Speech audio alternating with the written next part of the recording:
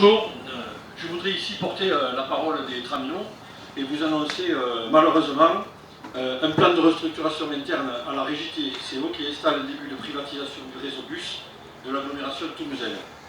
Une décision politique est à l'origine de ces mesures d'économie imposées à la régie TCO qui s'attaque directement à l'emploi statutaire, à la qualité de service et qui installe le service public à 2 vitesses. Annuellement, le comité d'entreprise de TCO Régie fait réaliser un audit sur les comptes de l'entreprise et qui nous indique que l'entreprise TCO est correctement gérée, que ses comptes sont en bonne santé et que l'argent public est correctement employé. L'image de la régie TCO est bonne. Toutes les enquêtes d'opinion faites auprès des usagers des transports expliquent que les Toulousains considèrent bénéficier d'un bon réseau de transport et que le niveau de service leur apparaît correct, même s'ils souhaitent des améliorations. Les directeurs de la régie ont déjà délaissé volontairement, sans aucune justification économique, un grand nombre de lignes scolaires, avec comme argument par le directeur de l'exploitation qu'il manquait de place de parking pour les autobus. C'est à faire sourire.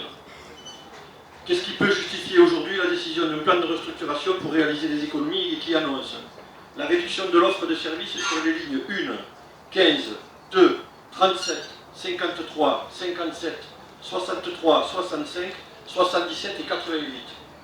La suppression de 2 lignes, purement et simplement la ligne 68 et la ligne 25, et la mise en sous-traitance par un opérateur privé de 9 autres lignes régulières, la 17, la 30, la 49, la 51, la 55, la 71, la 82, la 109 et la 111. En conséquence de quoi 51 bus diesel seront supprimés du parc de la régie avec des conséquences dramatiques pour les services techniques, avec la suppression annoncée de 11 postes d'agents techniques pour l'instant. Et pour les conducteurs receveurs, la réaffectation arbitraire vers les nouveaux lieux de travail.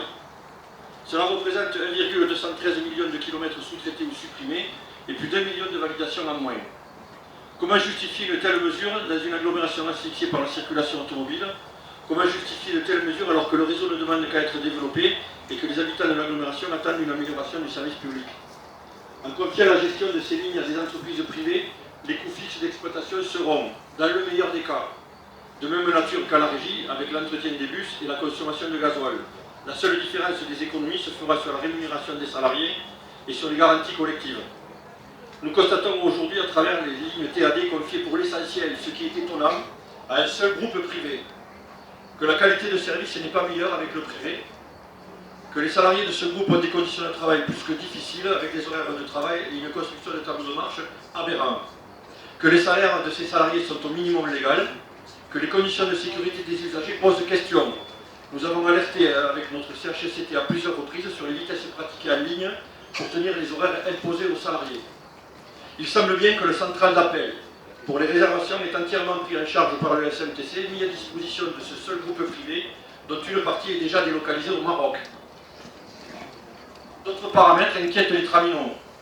Sur leur avenir, la présence d'un ancien directeur régional de Veolia, M. Francis Grasse, dans les lieux de décision des transports toulousains.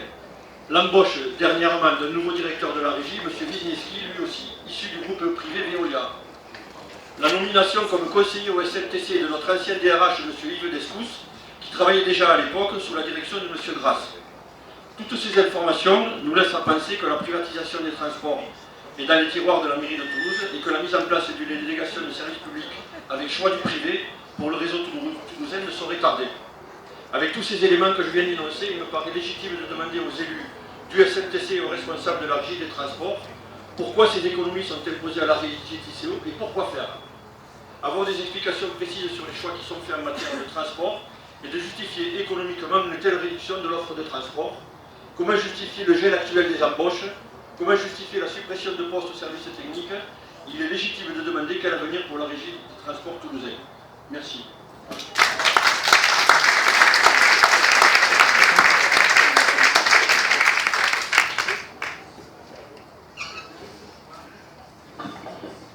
Oui, juste pour dire que les prochains intervenants, bon bien sûr c'est pas de chance, ça tombe sur vous, mais d'avoir des interventions très concises pour permettre à nos invités de répondre brièvement aussi et de finir tous ensemble.